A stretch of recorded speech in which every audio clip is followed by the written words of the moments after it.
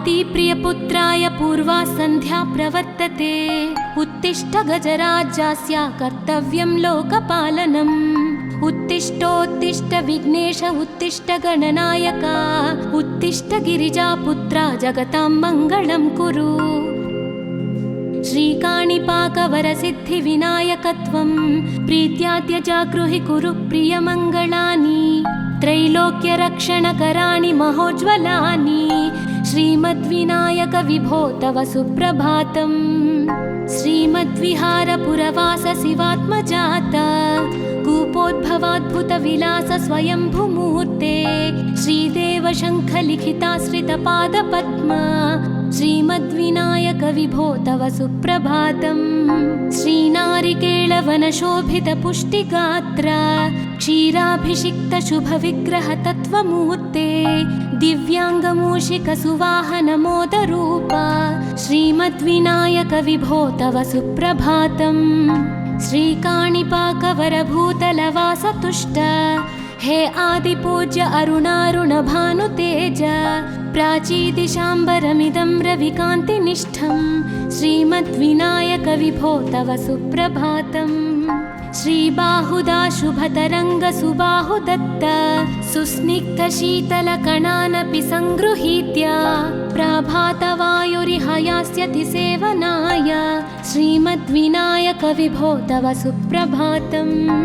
गौरीकराम्बुजसुलालितदिव्यवक्त्र श्रीकण्ठमानसमुदाकरमोदरूप कैलासशैलशिखरस्थितबालभानो श्रीमद्गणेश्वर विभो तव सुप्रभातम्। दूर्वाङ्कुराणि जलजानि सुपुष्पकाणि बिल्वानि पूजनविधौ च सुसज्जितानि। नित्यार्चनोत्सुकमदोत्कटवारणास्य श्रीमद्गणेश्वर विभो तव सुप्रभातम्। हृत्कूपमध्यसमुपस्थितचित्स्वरूप कूटस्थतत्त्वमिदमेव हि बोधनेन त्वामत्र भासि विदधासि समस्तशोभान् श्रीमद्गणेश्वर विभो तव सुप्रभातम्। श्रीमुद्गलाख्यमुनिसन्नुत सच्चरित्र वासिष्ठकृत्समदमुख्य ऋषीश्वरीज्या वेदोक्तदेवगणमन्त्रगणादिनाथ श्रीमद्गणेश्वर विभो तव सुप्रभातम्। ऋग्वेदकीर्तितगणाधिपज्येष्ठराज त्वं ब्रह्मणस्पतिरिति प्रकटीकृतोऽसि। आधर्वशीर्षमनुमन्त्रितदिव्यमूर्ते श्रीमद्गणेश्वर विभो तव सुप्रभातम्। ब्रह्मादिदेव परिकीर्तितवेदपाठाः त्वच्छूर्पकर्णकुहरौ प्रविशन्ति देवाः। श्रुत्याधुनैव परिपालय धर्मसङ्घान् श्रीवल्लभेश भगवन् तव सुप्रभातम्। हेरम्बलम्ब जठराद्भुत दिव्यगात्र प्रारम्भपूजनमिदं दयया गृहीत्वा सर्वाशुभानि परिणाशय सर्वपुत्र श्रीवल्लभेश भगवन् तव सुप्रभातम्। भानुदयेन न हि दृश्यति चन्द्रबिम्बं त्वत्फालदेश शशिरेव विभाति नित्यं।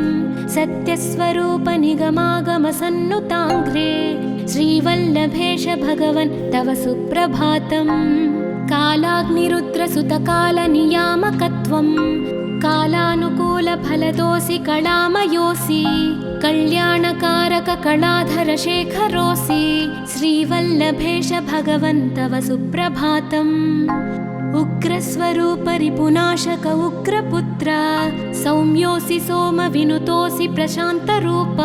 सर्वेश सर्वफलकारक सर्वमूर्ते श्रीवल्लभेश भगवन् तव सुप्रभातम्। दारिद्र्यदुःखभयभञ्जन दक्ष स्वामिन् तारुण्यविग्रहधनादिफलप्रदायिन् लावण्यमञ्जुलकलान्वितरञ्जितास्य हे विघ्ननाथ भगवन् तव सुप्रभातम्। गम्भीजतुष्टगणराजगकार गान्धर्वगानपरिवर्तितनादमूर्ते गाङ्गेयगण्यगणिताधिककलास्वरूप श्रीमद्विनायक विभो तव सुप्रभातम्। मूलादिचक्रनिलयोच्युतयोगमूर्ते त्वामादिदेवमनुचिन्त्य तरन्ति भक्ताः रागादिदोषपरिहारकवेदवेद्या हे विघ्ननाथ भगवन् तव सुप्रभातम्। लक्ष्म्यादिशक्तियुतशक्तिगणेश्वरोऽसि दिव्याक्षरोऽसि शुभमन्त्रविराजितोऽसि तन्त्रादिभिर्नुतनतेष्टतवल्लभेश हे विघ्ननाथ भगवन् तव सुप्रभातम्। नागोपवीतधरनाथ विनोदचित्त नागास्य नाशितमहाघनतानुरक्त आनन्दतुन्दिलतनो बहिरान्तरस्थ हे विघ्ननाथ भगवन् तव सुप्रभातम्। भद्रे भवक्त्र नवभद्रद भद्रतेज रुद्रप्रियात्मज मदद्रव शक्तियुक्त आद्रीशजा मधुरवत्सलता निधान हे विघ्ननाथ भगवन् तव सुप्रभातम्। सर्वार्थसिद्धिफलदायक बुद्धिदायिन् विघ्नाद्रिवज्रपरिपूज्य चतुर्थी काले भद्रं पदं दिशसि भक्तगणार्थितोऽसि हे विघ्ननाथ भगवन् तव सुप्रभातम्।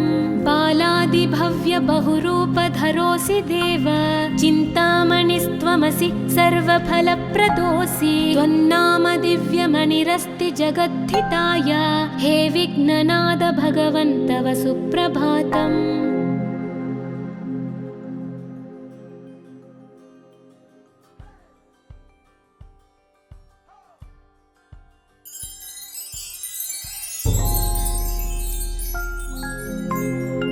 पार्वती प्रियपुत्राय पूर्वा सन्ध्या प्रवर्तते उत्तिष्ठ गजराज्यस्य कर्तव्यं लोकपालनम्।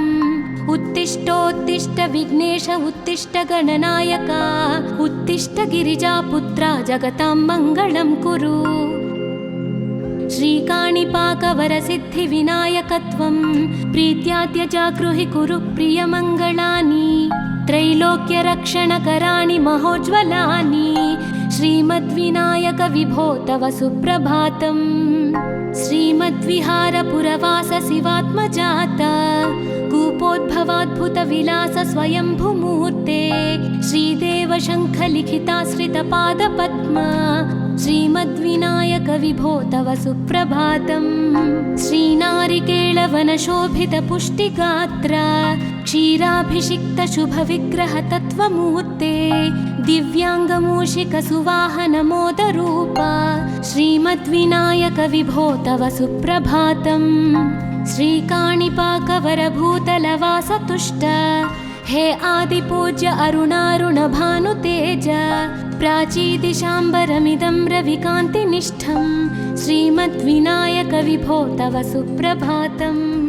श्रीबाहुदा शुभतरङ्गसुबाहुदत्त सुस्निग्धशीतलकणानपि सङ्गृहीत्य प्राभातवायुरिह यास्यति सेवनाय श्रीमद्विनायक विभो तव सुप्रभातम्।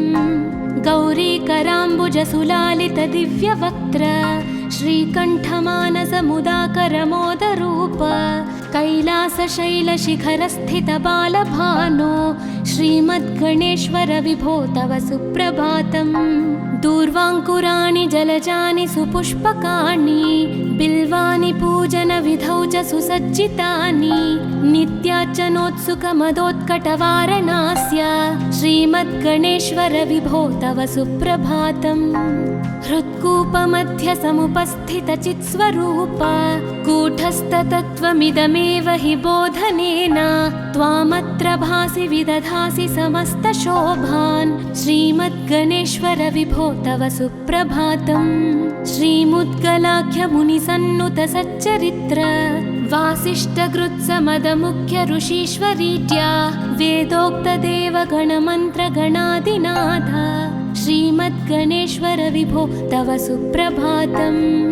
ऋग्वेदकीर्तितगणाधिपज्येष्ठराज त्वं ब्रह्मणस्पतिरिति प्रकटीकृतोऽसि आधर्वशीर्षमनुमन्त्रितदिव्यमूर्ते श्रीमद्गणेश्वर विभो तव सुप्रभातम्।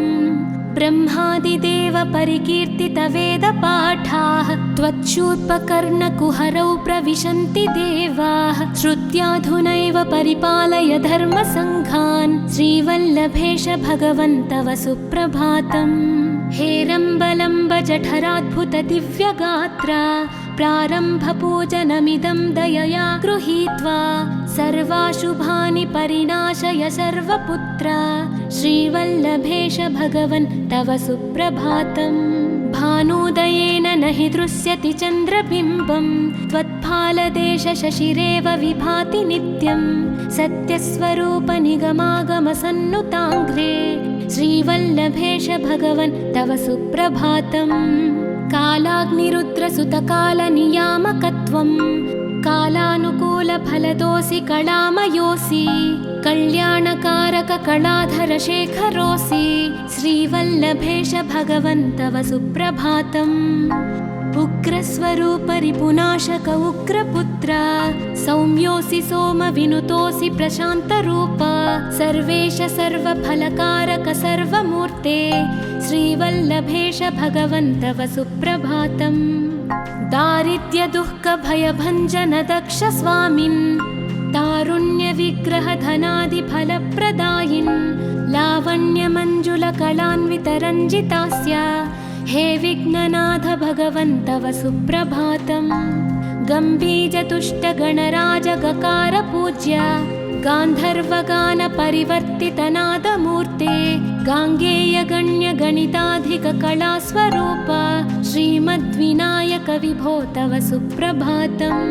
मूलादिचक्रनिलयोच्युतयोगमूर्ते त्वामादिदेवमनुचिन्त्य तरन्ति भक्ताः रागादिदोषपरिहारकवेदवेद्या हे विघ्ननाथ भगवन् तव सुप्रभातम्। लक्ष्म्यादिशक्तियुतशक्तिगणेश्वरोऽसि दिव्याक्षरोऽसि शुभमन्त्रविराजितोऽसि तन्त्रादिभिर्नुतनतेष्टतवल्लभेश हे विघ्ननाथ भगवन् तव सुप्रभातम्। नागोपवीतधरनाथ विनोदचित्त नागास्य नाशित महाघनतानुरक्त आनन्दतुन्दिलतनो बहिरान्तरस्थ हे विघ्ननाथ भगवन् तव सुप्रभातम्। भद्रे भवक्त्र नवभद्रद भद्रतेज रुद्रप्रियात्मज मदद्रव शक्तियुक्त आद्रीशजा मधुरवत्सलता निधान हे विघ्ननाथ भगवन् तव सुप्रभातम्। सर्वार्थसिद्धिफलदायक बुद्धिदायिन् विघ्नात्रिवज्रपरिपूज्य चतुर्थी काले भद्रं पदं दिशसि भक्तगणार्थितोऽसि हे विघ्ननाथ भगवन् तव सुप्रभातम्। बालादिभव्य बहुरूपधरोऽसि देव चिन्तामणिस्त्वमसि सर्वफलप्रदोऽसि त्वन्नाम दिव्यमणिरस्ति जगद्धिताय हे विघ्ननाथ भगवन् तव सुप्रभातम्।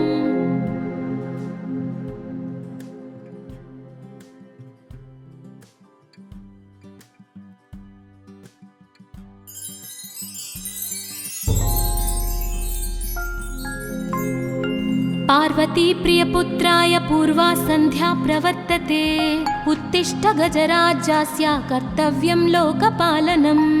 उत्तिष्ठोत्तिष्ठ विघ्नेश उत्तिष्ठ गणनायक उत्तिष्ठ गिरिजापुत्रा जगतां मङ्गलं कुरु। श्रीकाणिपाकवरसिद्धिविनायकत्वं प्रीत्याद्य जागृहि कुरु प्रियमङ्गलानि त्रैलोक्यरक्षणकराणि महोज्ज्वलानि श्रीमद्विनायक विभो तव सुप्रभातम्। श्रीमद्विहारपुरवास शिवात्मजात कूपोद्भवाद्भुतविलास स्वयंभुमूर्ते श्रीदेव शङ्खलिखिताश्रितपादपद्मा श्रीमद्विनायक विभो तव सुप्रभातम्। श्रीनारिकेळवनशोभितपुष्टिगात्र क्षीराभिषिक्तशुभविग्रहतत्त्वमूर्ते दिव्याङ्गमूषिकसुवाहनमोदरूपा श्रीमद्विनायक विभो तव सुप्रभातम्। श्रीकाणिपाकवरभूतलवासतुष्ट हे आदिपूज्य अरुणारुण भानुतेज प्राचीदिशाम्बरमिदं रविकान्तिनिष्ठं श्रीमद्विनायक विभो तव सुप्रभातम्। श्रीबाहुदा शुभतरङ्ग सुबाहुदत्त सुस्निग्धशीतलकणानपि सङ्गृहीत्य प्रभातवायुरिह यास्यति सेवनाय श्रीमद्विनायक विभो तव सुप्रभातम्। गौरीकराम्बुजसुलालित दिव्यवक्त्र श्रीकण्ठमानसमुदाकरमोदरूप कैलासशैलशिखरस्थित बालभानो श्रीमद्गणेश्वर विभो तव सुप्रभातम्। दूर्वाङ्कुराणि जलजानि सुपुष्पकाणि बिल्वानि पूजनविधौ च सुसज्जितानि नित्यार्चनोत्सुकमदोत्कटवारणास्य श्रीमद्गणेश्वर विभो तव सुप्रभातम्। हृत्कूपमध्य समुपस्थितचित्स्वरूप कूटस्थतत्त्वमिदमेव हि बोधनेन त्वामत्र भासि विदधासि समस्तशोभान् श्रीमद्गणेश्वर विभो तव सुप्रभातम्। श्रीमुद्गलाख्यमुनिसन्नुत सच्चरित्र वासिष्ठगृत्समदमुख्य ऋषीश्वरीड्या वेदोक्तदेवगणमन्त्रगणादिनाथ श्रीमद्गणेश्वर विभो तव सुप्रभातम्। ऋग्वेदकीर्तितगणाधिपज्येष्ठराज त्वं ब्रह्मणस्पतिरिति प्रकटीकृतोऽसि आधर्वशीर्षमनुमन्त्रित दिव्यमूर्ते श्रीमद्गणेश्वर विभो तव सुप्रभातम्। ब्रह्मादिदेव परिकीर्तित वेदपाठाः त्वच्छूर्पकर्णकुहरौ प्रविशन्ति देवाः श्रुत्याधुनैव परिपालय धर्मसङ्घान् श्रीवल्लभेश भगवन् तव सुप्रभातम्। हेरम्बलम्ब जठराद्भुत दिव्यगात्रा प्रारम्भपूजनमिदं दयया गृहीत्वा सर्वाशुभानि परिनाशय सर्वपुत्र श्रीवल्लभेश भगवन् तव सुप्रभातम्। भानुदयेन न हि दृश्यति चन्द्रबिम्बं त्वत्फालदेश शशिरेव विभाति नित्यं सत्यस्वरूप निगमागमसन्नुताङ्घ्रे श्रीवल्लभेश भगवन् तव सुप्रभातम्।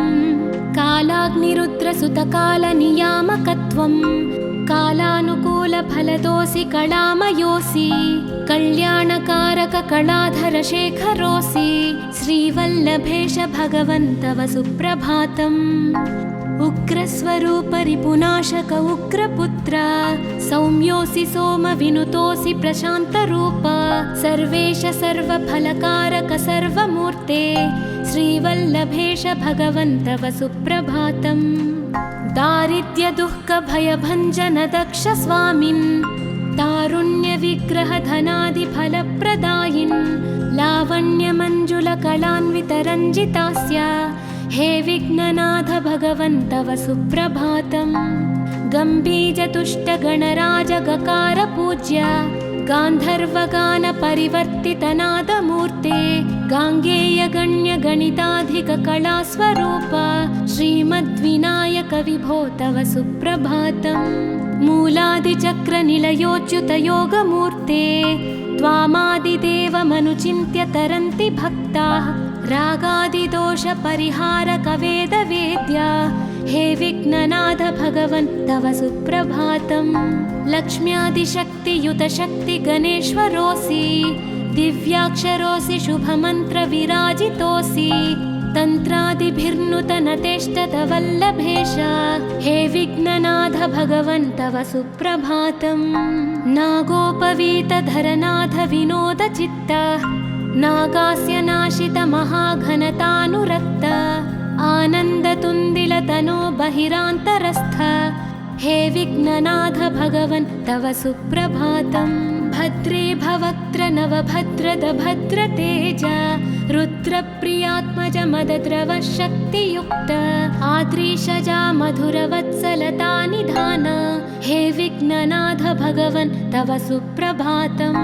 सर्वार्थसिद्धिफलदायक बुद्धिदायिन् विघ्नात्रिवज्र परिपूज्य चतुर्थी काले भद्रं पदं दिशसि भक्तगणार्थितोऽसि हे विघ्ननाथ भगवन् तव सुप्रभातम्। बालादिभव्य बहुरूपधरोऽसि देव, चिन्तामणिस्त्वमसि सर्वफलप्रदोऽसि। त्वन्नाम दिव्यमणिरस्ति जगद्धिताय, हे विघ्ननाथ भगवन् तव सुप्रभातम्।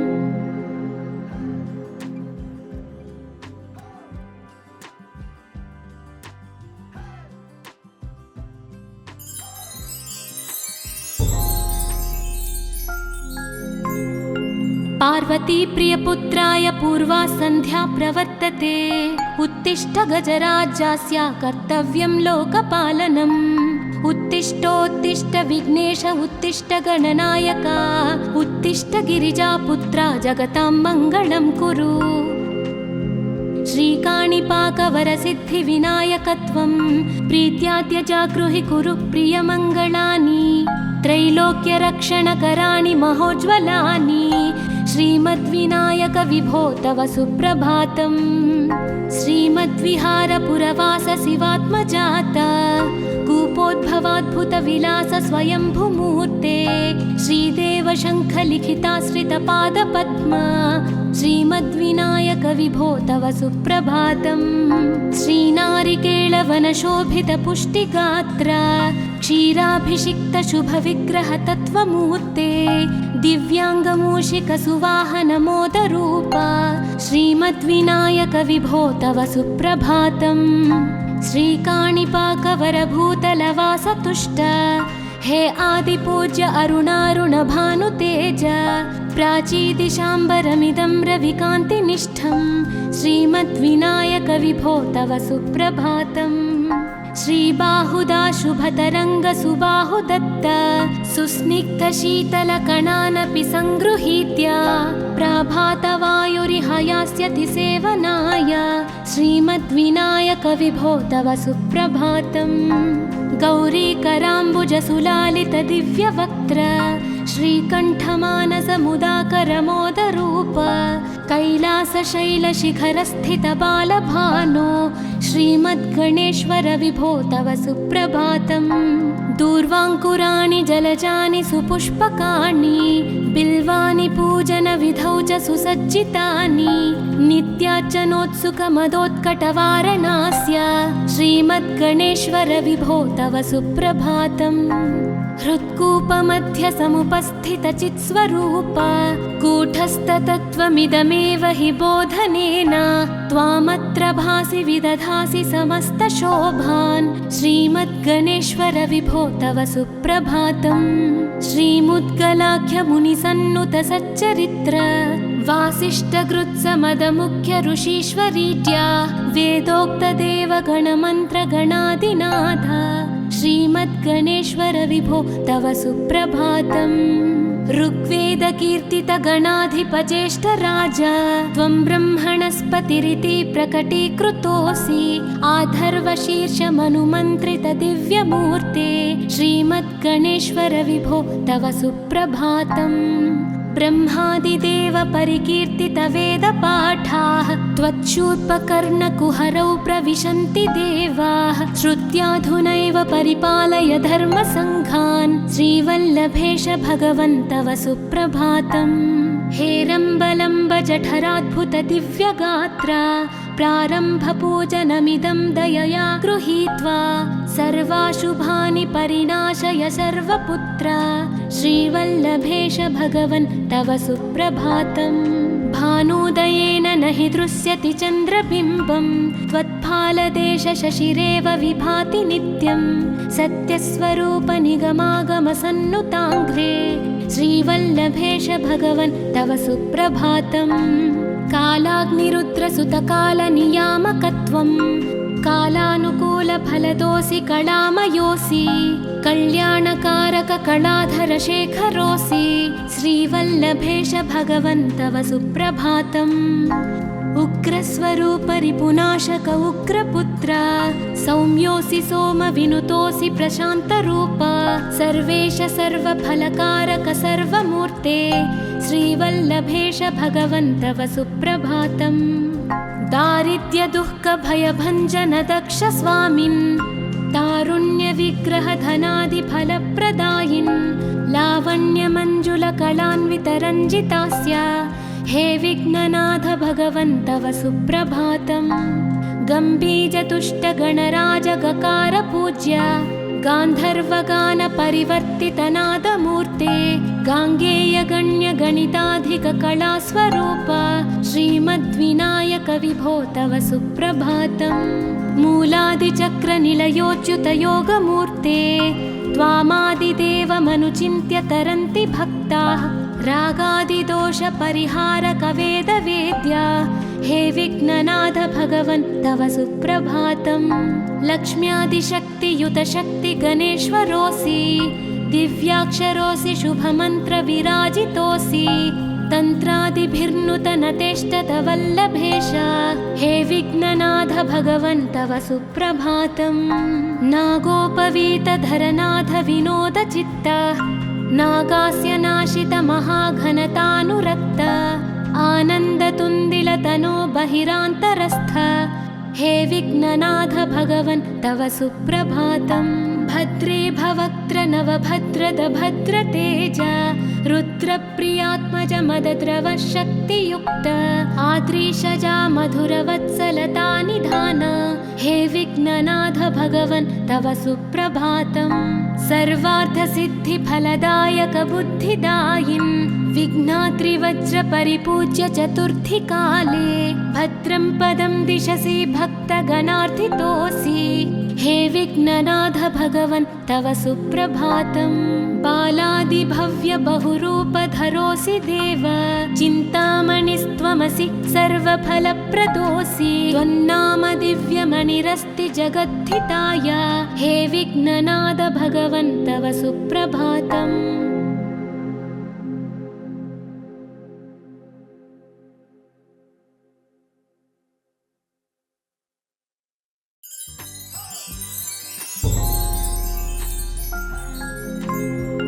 पार्वती प्रियपुत्राय पूर्वा सन्ध्या प्रवर्तते उत्तिष्ठ गजराज्यास्य कर्तव्यं लोकपालनम्।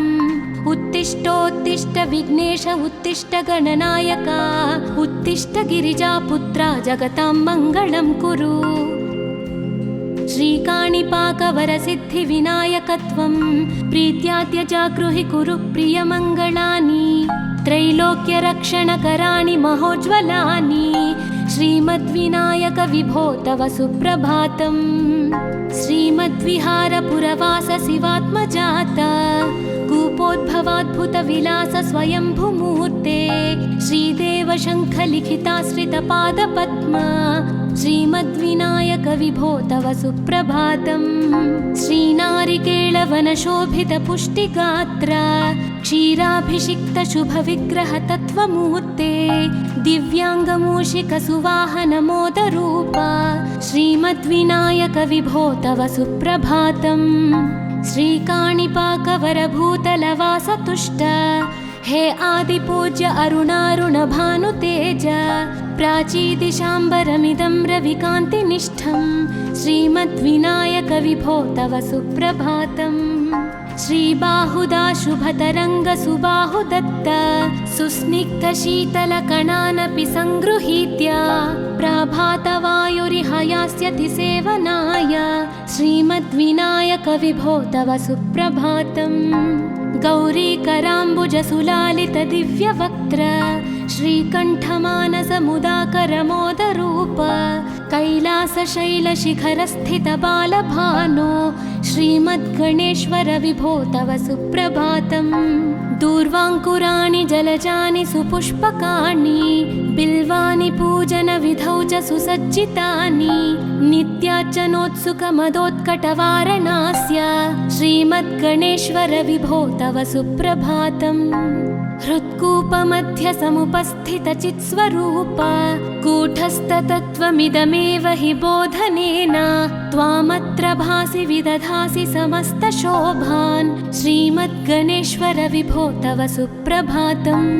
श्रीमुद्गलाख्यमुनिसन्नुतसच्चरित्र वासिष्ठगृत्समदमुख्य ऋषीश्वरीड्या वेदोक्तदेवगणमन्त्रगणादिनाथ श्रीमद्गणेश्वर विभो तव सुप्रभातम्।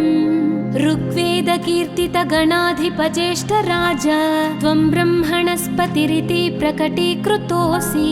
आधर्वशीर्षमनुमन्त्रितदिव्यमूर्ते श्रीमद्गणेश्वर विभो तव सुप्रभातम्। ब्रह्मादिदेव परिकीर्तितवेदपाठाः त्वच्छूर्पकर्णकुहरौ प्रविशन्ति देवाः। श्रुत्याधुनैव परिपालय धर्मसङ्घान् श्रीवल्लभेश भगवन् तव सुप्रभातम्। हेरम्बलम्ब जठराद्भुतदिव्यगात्रा प्रारम्भपूजनमिदं दयया गृहीत्वा सर्वाशुभानि परिनाशय सर्वपुत्रा श्रीवल्लभेश भगवन् तव सुप्रभातम्। भानुदयेन न हि दृश्यति चन्द्रबिम्बं त्वत्फालदेशशशिरेव विभाति नित्यं। सत्यस्वरूपनिगमागमसन्नुताङ्घ्रे श्रीवल्लभेश भगवन् तव सुप्रभातम्।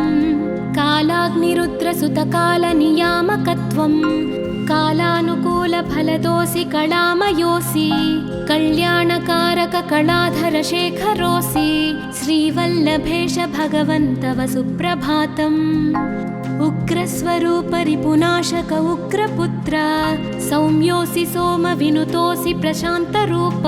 सर्वेश सर्वफलकारक सर्वमूर्ते श्रीवल्लभेश भगवन् तव सुप्रभातम्। दारिद्र्यदुःखभयभञ्जन दक्ष स्वामिन् तारुण्यविग्रहधनादिफलप्रदायिन् लावण्यमञ्जुलकलान्वितरञ्जितास्य हे विघ्ननाथ भगवन् तव सुप्रभातम्। गम्भीजतुष्टगणराजगकार पूज्य गान्धर्वगानपरिवर्तितनादमूर्ते गाङ्गेयगण्यगणिताधिककलास्वरूप श्रीमद्विनायक विभो तव सुप्रभातम्। मूलादिचक्रनिलयोच्युतयोगमूर्ते त्वामादिदेवमनुचिन्त्य तरन्ति भक्ताः। रागादिदोषपरिहारकवेदवेद्या हे विघ्ननाथ भगवन् तव सुप्रभातम्।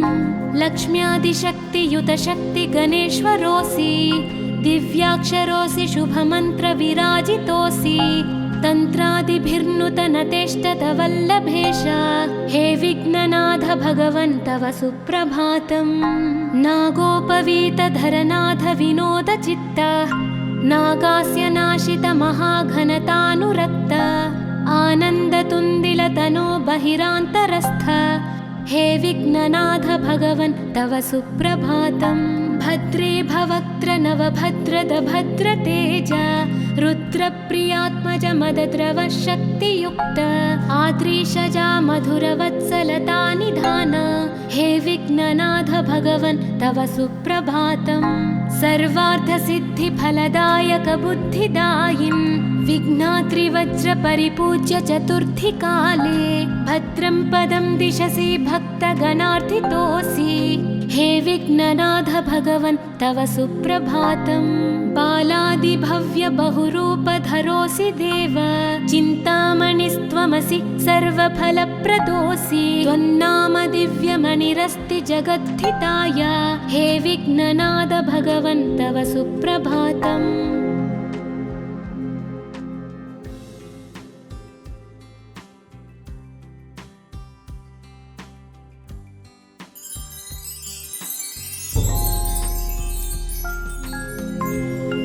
पार्वती प्रियपुत्राय पूर्वा सन्ध्या प्रवर्तते उत्तिष्ठ गजराज्यस्य कर्तव्यं लोकपालनम्। उत्तिष्ठोत्तिष्ठ विघ्नेश उत्तिष्ठ गणनायक उत्तिष्ठ गिरिजापुत्रा जगतां मङ्गलं कुरु। श्रीकाणिपाकवरसिद्धिविनायकत्वं प्रीत्याद्य जागृहि कुरु प्रियमङ्गलानि। त्रैलोक्यरक्षणकराणि महोज्ज्वलानि श्रीमद्विनायक विभो तव सुप्रभातम्।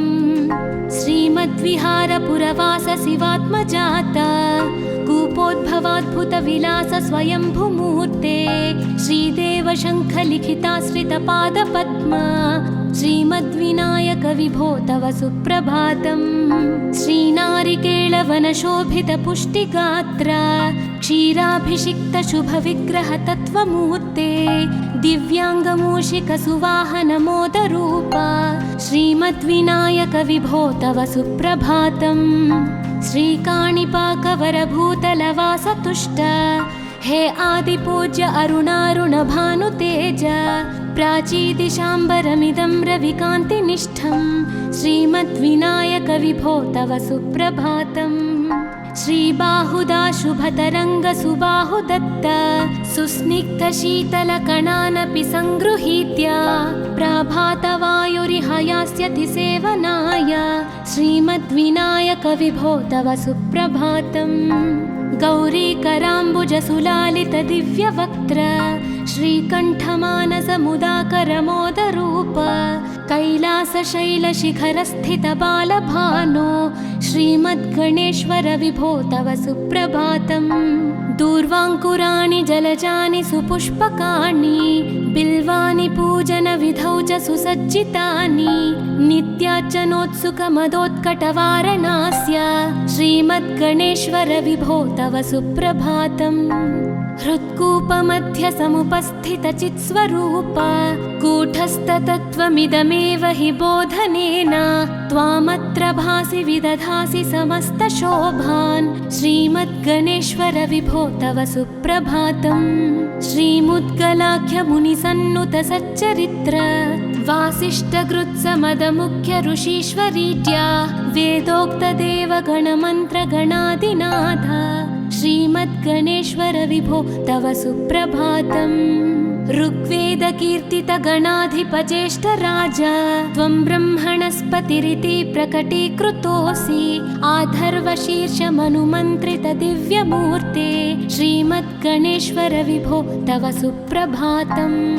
ब्रह्मादिदेव परिकीर्तितवेदपाठाः त्वच्छूर्पकर्णकुहरौ प्रविशन्ति देवाः श्रुत्याधुनैव परिपालय धर्मसङ्घान् श्रीवल्लभेश भगवन् तव सुप्रभातम्। हेरम्बलम्ब जठराद्भुत दिव्यगात्र प्रारम्भपूजनमिदं दयया गृहीत्वा सर्वाशुभानि परिनाशय सर्वपुत्र श्रीवल्लभेश भगवन् तव सुप्रभातम्। भानुदयेन न हि दृश्यति चन्द्रबिम्बं त्वत्फालदेशशशिरेव विभाति नित्यं सत्यस्वरूप निगमागमसन्नुताङ्घ्रे श्रीवल्लभेश भगवन् तव सुप्रभातम्। कालाग्निरुद्रसुतकालनियामकत्वं कालानुकूलफलदोऽसि कलामयोऽसि कल्याणकारककलाधरशेखरोऽसि श्रीवल्लभेश भगवन् तव सुप्रभातम्। उग्रस्वरूपरिपुनाशक उग्रपुत्र सौम्योऽसि सोमविनुतोऽसि प्रशान्तरूप सर्वेश सर्वफलकारक सर्वमूर्ते श्रीवल्लभेश भगवन् तव सुप्रभातम्। दारिद्र्यदुःखभयभञ्जन दक्ष स्वामिन् तारुण्यविग्रहधनादिफलप्रदायिन् लावण्यमञ्जुलकलान्वितरञ्जितास्य हे विघ्ननाथ भगवन् तव सुप्रभातम्। गम्भीजतुष्टगणराजगकार पूज्य गान्धर्वगानपरिवर्तितनादमूर्ते गाङ्गेयगण्यगणिताधिककलास्वरूप श्रीमद्विनायक विभो तव सुप्रभातम्। मूलादिचक्रनिलयोच्युतयोगमूर्ते त्वामादिदेवमनुचिन्त्य तरन्ति भक्ताः रागादिदोषपरिहारकवेदवेद्या हे विघ्ननाथ भगवन् तव सुप्रभातम्। लक्ष्म्यादिशक्तियुतशक्तिगणेश्वरोऽसि दिव्याक्षरोऽसि शुभमन्त्रविराजितोऽसि तन्त्रादिभिर्नुतनतेष्टतवल्लभेश हे विघ्ननाथ भगवन् तव सुप्रभातम्। नागोपवीतधरनाथ विनोदचित्त नागास्य नाशितमहाघनतानुरक्त आनन्दतुन्दिलतनो बहिरान्तरस्थ हे विघ्ननाथ भगवन् तव सुप्रभातम्। भद्रे भवक्त्र नवभद्रद भद्रतेज रुद्रप्रियात्मज मदद्रव शक्तियुक्त आद्रीशजा मधुरवत्सलता निधान हे विघ्ननाथ भगवन् तव सुप्रभातम्। सर्वार्थसिद्धिफलदायक बुद्धिदायिन् विघ्नात्रिवज्रपरिपूज्य चतुर्थीकाले भद्रं पदं दिशसि भक्तगणार्थितोऽसि। हे विघ्ननाथ भगवन् तव सुप्रभातम्। बालादिभव्य बहुरूपधरोऽसि देव, चिन्तामणिस्त्वमसि सर्वफलप्रदोऽसि। त्वन्नाम दिव्यमणिरस्ति जगद्धिताय, हे विघ्ननाथ भगवन् तव सुप्रभातम्।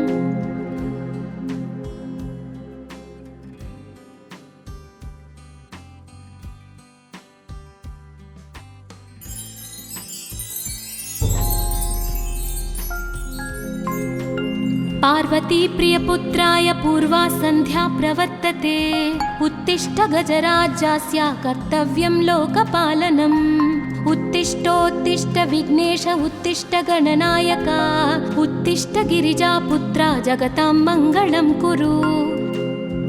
श्रीकाणिपाकवरसिद्धिविनायकत्वं प्रीत्याद्य जागृहि कुरु प्रियमङ्गलानि।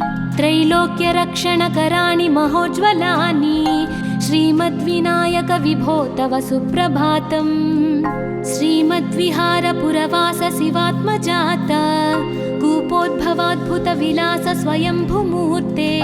श्रीदेव शङ्खलिखिताश्रितपादपद्मा, श्रीमद्विनायक विभो तव सुप्रभातम्। श्रीनारिकेळवनशोभितपुष्टिगात्र, क्षीराभिषिक्तशुभविग्रहतत्त्वमूर्ते। दिव्याङ्गमूषिकसुवाहनमोदरूप, श्रीमद्विनायक विभो तव सुप्रभातम्। श्रीकाणिपाकवरभूतलवासतुष्ट, हे आदिपूज्य अरुणारुणभानुतेज। प्राचीदिशाम्बरमिदं रविकान्तिनिष्ठं, श्रीमद्विनायक विभो तव सुप्रभातम्। श्रीबाहुदा शुभतरङ्गसुबाहुदत्त, सुस्निग्धशीतलकणानपि सङ्गृहीत्य।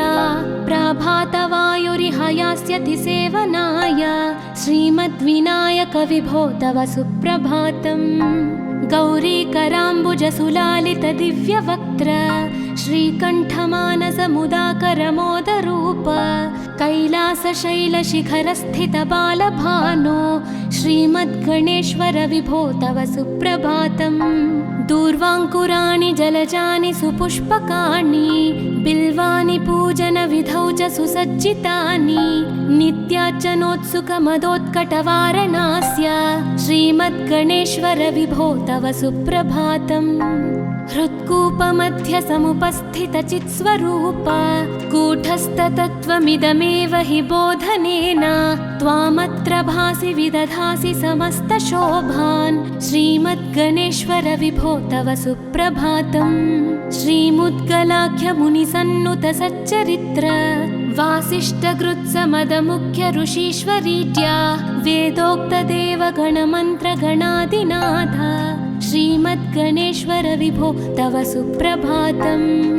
ऋग्वेदकीर्तितगणाधिपज्येष्ठराज, त्वं ब्रह्मणस्पतिरिति प्रकटीकृतोऽसि। आधर्वशीर्षमनुमन्त्रितदिव्यमूर्ते, श्रीमद्गणेश्वर विभो तव सुप्रभातम्। ब्रह्मादिदेव परिकीर्तितवेदपाठाः, त्वच्छूर्पकर्णकुहरौ प्रविशन्ति देवाः। श्रुत्याधुनैव परिपालय धर्मसङ्घान्, श्रीवल्लभेश भगवन् तव सुप्रभातम्। हेरम्बलम्ब जठराद्भुतदिव्यगात्र, प्रारम्भपूजनमिदं दयया गृहीत्वा। सर्वाशुभानि परिनाशय सर्वपुत्र, श्रीवल्लभेश भगवन् तव सुप्रभातम्। भानुदयेन न हि दृश्यति चन्द्रबिम्बं, त्वत्फालदेशशशिरेव विभाति नित्यं। सत्यस्वरूपनिगमागमसन्नुताङ्घ्रे, श्रीवल्लभेश भगवन् तव सुप्रभातम्। कालाग्निरुद्रसुतकालनियामकत्वं, कालानुकूलफलदोऽसि कलामयोऽसि। कल्याणकारककलाधरशेखरोऽसि, श्रीवल्लभेश भगवन् तव सुप्रभातम्। उग्रस्वरूप रिपुनाशक उग्रपुत्र सौम्योऽसि सोमविनुतोऽसि प्रशान्तरूप सर्वेश सर्वफलकारक सर्वमूर्ते श्रीवल्लभेश भगवन् तव सुप्रभातम्। दारिद्र्यदुःखभयभञ्जन दक्ष स्वामिन् तारुण्यविग्रहधनादिफलप्रदायिन् लावण्यमञ्जुलकलान्वितरञ्जितास्य हे विघ्ननाथ भगवन् तव सुप्रभातम्। गम्भीजतुष्टगणराजगकार पूज्य गान्धर्वगानपरिवर्तितनादमूर्ते गाङ्गेयगण्यगणिताधिककलास्वरूप श्रीमद्विनायक विभो तव सुप्रभातम्। मूलादिचक्रनिलयोच्युतयोगमूर्ते त्वामादिदेवमनुचिन्त्य तरन्ति भक्ताः रागादिदोषपरिहारक वेदवेद्या हे विघ्ननाथ भगवन् तव सुप्रभातम्। लक्ष्म्यादिशक्तियुतशक्ति गणेश्वरोऽसि दिव्याक्षरोऽसि शुभमन्त्रविराजितोऽसि तन्त्रादिभिर्नुतनतेष्टतवल्लभेश हे विघ्ननाथ भगवन् तव सुप्रभातम्। नागोपवीतधरनाथ विनोदचित्त नागास्य नाशित महाघनतानुरक्त आनन्दतुन्दिलतनो बहिरान्तरस्थ हे विघ्ननाथ भगवन् तव सुप्रभातम्। भद्रे भवक्त्र नवभद्रद भद्रतेज रुद्रप्रियात्मज मदद्रव शक्तियुक्त आद्रीशजा मधुरवत्सलता निधान हे विघ्ननाथ भगवन् तव सुप्रभातम्। सर्वार्थसिद्धिफलदायक बुद्धिदायिन् विघ्नात्रिवज्रपरिपूज्य चतुर्थीकाले भद्रं पदं दिशसि भक्तगणार्थितोऽसि हे विघ्ननाथ भगवन् तव सुप्रभातम्। बालादिभव्य बहुरूपधरोऽसि देव चिन्तामणिस्त्वमसि सर्वफलप्रदोऽसि त्वन्नाम दिव्यमणिरस्ति जगद्धिताय हे विघ्ननाथ भगवन् तव सुप्रभातम्।